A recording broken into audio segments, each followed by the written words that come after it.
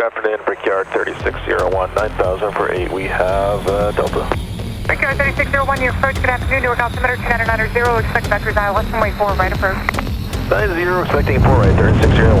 Order 129, turn left heading 070, 10 from Griddy 3000. Bayanlar baylar, sevgili çocuklar merhabalar. Kokpitten Kaptan konuşuyor. Efendim ismim Aykut Bayırlı, kanalıma hoş geldiniz. Artık bu bir alışkanlık haline geldi. Yolcu anonsu şeklinde videoyu açmak.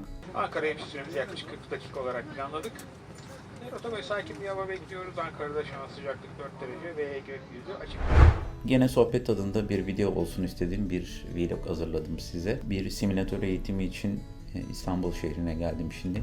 İnsanlar soruyor nedir bu simülatör, simülasyon, bu bir oyun mu? Bir program mı yoksa gerçek bir uçuş mu diye. Ona da yakın zamanda size videosunu hazırlayacağım. Ancak bugün başka bir konudan bahsetmek istiyorum. Efendim hep soruyorlar neden bu havacılıkta sürekli İngilizce konuşuluyor? Kokpitte iki pilot aynı milletten, aynı ülkeden olmasına rağmen neden İngilizce konuşuluyor diye. Şimdi sohbet tadında size birazcık bunlardan bahsedeceğim. Efendim bir kere bundan senelerce önce havacılığın daha çok fazla gelişmediği zamanlarda sene 1977. İspanya'nın Tenerife adasında bir kaza oluyor. Kaza çok düşük görüş şartlarının olduğu kötü bir günde oluyor. Ve o dönemde tabii ki havacılıkta kurallar daha çok fazla gelişmediği, havacılığın kendisi çok fazla gelişmediği için bazı şeyler eksik ve oldukça yüzeysel yapılıyor. Dediğim gibi düşük görüş şartları var. Operasyon sadece kule konuşmalarına güvenilerek yürütülüyor.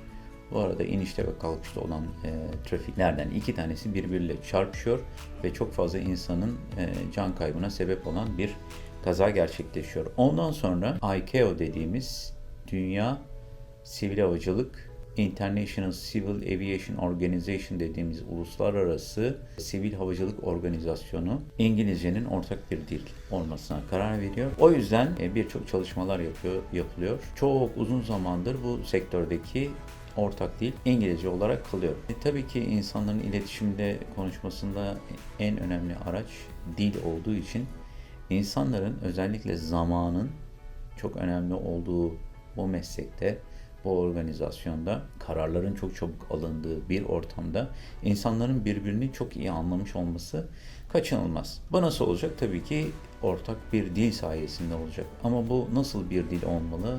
Yani günlük hayatımızda konuştuğumuz gibi rahat anlaşılabildiğimiz şekilde olmalı. Yani bazı şeyleri düşünüp kafada tercüme ettiğimiz zaman ya da bazı kelimeler aklımıza gelmediği zaman burada etkili bir iletişimden bahsetmek mümkün değil.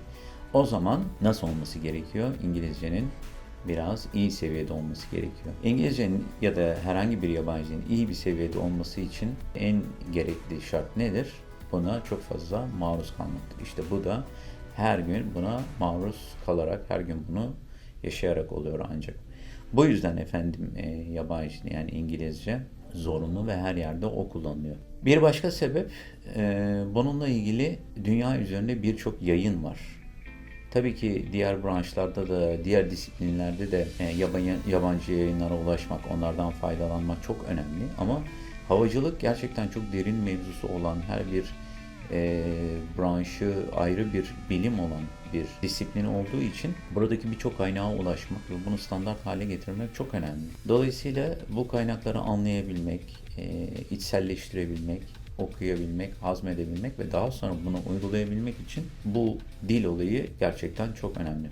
Havacılık sektörü biliyorsunuz dünya çapında bir iş. Özellikle yolcu uçaklarıyla uçuyorsanız dünyanın hemen hemen her yerinde uçabilirsiniz. Yani bugün Türkiye'de herhangi bir bilinen şirketlerde uçan birisi yarın bir gün pat diye kalkıp Körfez'de, Suudi Arabistan'da bir yerde, Amerika'da ya da Avrupa'da herhangi bir şirkette uçma kararı alıp gidebilir. Bu çok normal. Peki bu nasıl olacak? Her yerde konuşulan dil İngilizce olduğu için bu iş bu dilde yapıldığı için İnsanların tabii ki çekincesi olmuyor. Sonuçta uçak aynı. Şirketin kendisine ait bazı prosedürleri, kurallar oluyor. Onun eğitimini aldığı müddetçe orada da başka bir engel kalmıyor ve orada çalışmaya başlıyor. Dolayısıyla bunun için de birazcık yani yabancı dilin ortak bir dil olması gerekiyor. Ve herkesin bunu kullanabilmesi gerekiyor.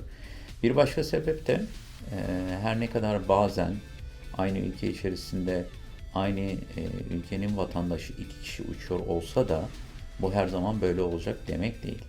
Uçuş programları aylık olarak hazırlanır ve ay içerisinde değişikliğe uğrar. Hiçbir zaman aynı kişiyle bir daha uçmazsanız yanında uçan kişi bir gün Fransa'dan gelmiş olabilir, bir gün Türk olabilir, bir gün başka bir şirketten, başka bir uçaktan, tamamen başka bir ortamdan gelmiş olabilir. Sizden büyük olabilir, küçük olabilir.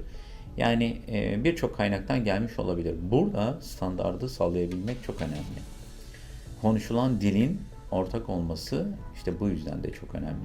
Bir başka sebebi de budur. Havacılık sektöründe alınan kararlar çok hızlı olmak zorunda. Çünkü çok kısa zaman dilimi içerisinde kararlar vermek zorunda kalabiliyorsunuz. Meteorolojinin çok bozuk olduğu, aniden beklenmeyen olayların olduğu, saniyelerden daha kısa zaman dilimlerinde karar vermek durumunda kalabiliyorsunuz. O yüzden bu meslekteki en önemli şeylerden bir tanesi birçok şeyin standart olması ve kurala bağlı olmasıdır. Yani herkesin kurallar anlamında söylüyorum, konuştuğu şey, yaptığı prosedürler standart olmalı. Yani ortak dilden kastımız birazcık da bu. Evet, yabancı dil İngilizce olacak ama aynı zamanda kurallar ve prosedürler anlamında da herkes aynı şeyi konuşacak. Yani birinin 3 dediği bir şey, birisi 5 derse o zaman büyük karmaşıklık olur. Bunu standart hale getirmenin yolu da şirket içerisindeki eğitimler, kurallar ve dilin aynı olmasıdır. Efendim, bugüne kadar incelendiğinde kazaların en büyük sebebinin gerek kişiler arasındaki, yani kokpit içerisindeki iletişiminin iyi olmamasından, gerekse hava kontrol üniteleriyle, ATC dediğimiz radarlar ya da kulelerle iletişimin iyi olmaması ve yanlış anlaşılmalar sebebiyle olduğu ortaya çıkarılmış. Tabii ki başka sebepler de var ama bu yanlış anlaşılmalar, birbirini iyi ifade edememeler havacılık sektöründe çok fazla kazalara sebep olduğu için bu konuda büyük bir eksiklik görülmüş ve çalışmalar buna göre yapılmış. Son zamanlarda yaşamış olduğumuz İstanbul'da ve Trabzon'da kazalar var. Bu kazalar gene incelendiği zaman burada da dilin çok büyük bir faktör olduğu görülüyor. Dolayısıyla bu konularda tedbirler alınmak zorunda kalıyor. İşte bu yüzden de birazcık konuşma dili İngilizce olmak zorunda ve standart olmak zorunda. Peki ama bu İngilizce işte neden çok iyi olmak zorunda? Yani sonuçta konuşulan şeyler aynı değil mi? Rakamlardan ibaret değil mi söylenen şeyler?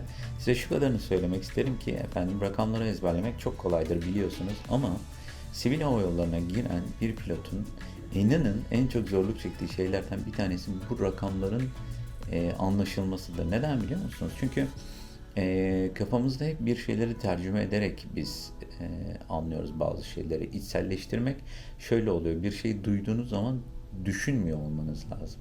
Yani kulelerle ya da radarlarla konuşulurken bizim telsizlere bağlamış olduğumuz frekanslarımız var. Bu frekanslarımız yeri geliyor 6 haneli olabiliyor. 6 hane arka arkaya hızlıca söylendiği zaman inanın bunları anlamak ilk etapta verilen frekansları doğru bir şekilde telsizlere bağlamak çok zor oluyor. Çünkü insanların aksanları farklı. Avrupa'ya gittiğiniz zaman farklı konuşuluyor. İşte Körfez bölgesine gittiğiniz zaman farklı konuşuluyor. İngiltere'ye İngilizcenin farklı lehçelerinin, aksanlarının, şivelerinin konuşulduğu yerlere gittiğiniz zaman çok farklı oluyor. Dolayısıyla burada bile insan çok zorlanıyor. Ama günlük konuşmalarda bazı şeyleri eş anlamlısıyla ya da ona çok benzer kelimelerle anlatmanız mümkün olabilir ama böyle sabit konuları birebir anlayıp hemen tercüme edip uygulamanız gerekiyor ki bu da gerçekten çok zorlaşıyor. Ama bütün bu anlattıklarımdan dolayı işte bu sektöre girmek isteyenler, bu işe gönül verenlerin birazcık bu işten gözü korkmuş olabilir. Asla öyle düşünmeyin. Çünkü dediğim gibi bir dil ancak o dile çok fazla maruz kalmakla öğrenilebilir. Bunu birkaç dil konuşan insanlar kendi videolarında anlatıyorlar. Bu nasıl olur? İşte günlük hayatta şarkı dinlemekle, haber seyretmekle, konuşmakla, bir şeyler okumakla artık nasıl maruz kalıyorsanız. İşte bu havacılık sektöründe de İngilizceyi zorunlu kılarak ve her yerde kullanarak, gerek yayınlarda, gerek konuşmalarda, gerek mülakatlarda, gerek yapılan yazılı sınavlarda kullanarak buna çok fazla maruz kalıyorsunuz. Ve maruz kaldığınız için de bunu gün geçtikçe daha iyi öğrenip daha da içselleştirebiliyorsunuz. Artık belli bir zaman sonra konuştuğunuz şeyi düşünmüyorsunuz. Tabii ki bu çok mükemmel seviyede yabancı diliniz gelişecek anlamına gelmiyor ama gerçekten artık bazı şeyleri düşünmeden yapabilecek, konuşabilecek, anlayabilecek seviyeye geliyorsunuz. Ve bu da çok uzun bir zaman olmuyor. O yüzden bundan da gözünüz korkmasın. Ama bu iş çok önemli. Bu sektöre girecek olanlar da kendilerini bu konuda hazırlasınlar. Derseniz ki bu işin en zor tarafı ya da en çok hazırlanılması gereken şeyleri neler diye bana soracak olursanız bunlardan birisi yabancı dil İngilizcedir. Öteki de disiplinli çalışma alışkanlığıdır. Bunların ikisi olduğu zaman bu sektörde başarılı olma ihtimaliniz çok yüksek. Başka faktörler de var tabii ki ama bu ikisi gerçekten çok elzem.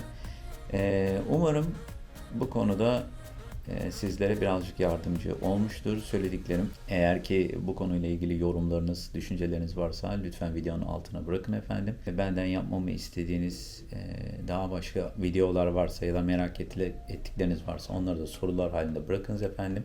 Kendinize iyi bakın. Hoşça kalın. Benimle kalın. Bir başka vlogda, bir başka konuda görüşmek üzere efendim.